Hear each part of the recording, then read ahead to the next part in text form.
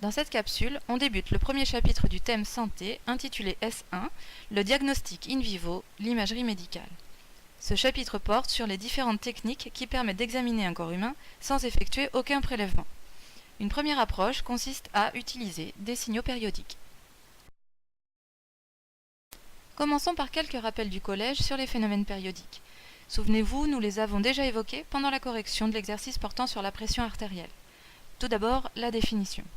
Un phénomène est dit périodique s'il se reproduit identique à lui-même à intervalles de temps constants.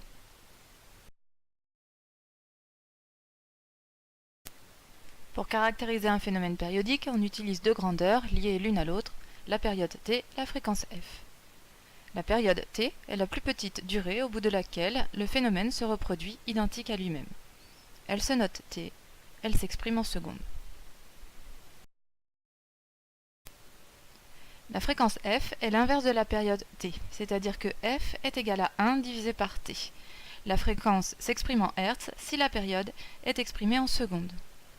La valeur de f représente le nombre de fois que le phénomène se reproduit en une seconde.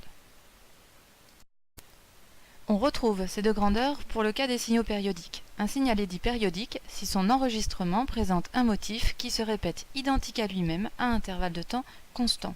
À un signal périodique correspond donc une courbe qui présente un motif.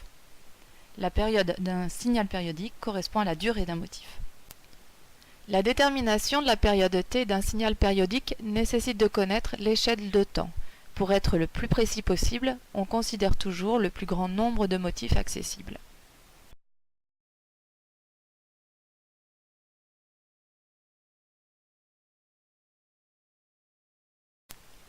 À partir de la valeur de t, on peut calculer la valeur de f, la fréquence du signal. Pour cela, on applique la définition f égale à 1 divisé par t. Attention à bien vérifier que la période t est exprimée en secondes. Un signal périodique est aussi caractérisé par son amplitude, notée A.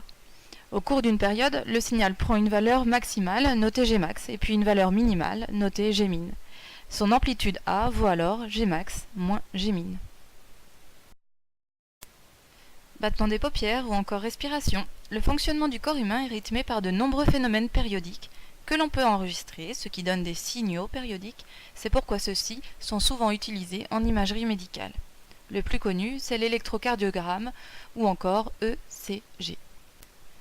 L'électrocardiogramme permet de suivre l'activité électrique du cœur. Grâce à un électrocardiogramme, on peut déceler des troubles du rythme cardiaque, tels que la tachycardie, ou encore la bradycardie, ou encore la fibrillation qui correspond à une désorganisation du rythme cardiaque.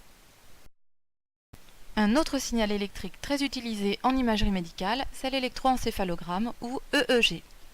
Un électroencéphalogramme permet de suivre l'activité électrique du cerveau. Son analyse permet de localiser des zones du cerveau à l'origine de certains dysfonctionnements du système nerveux.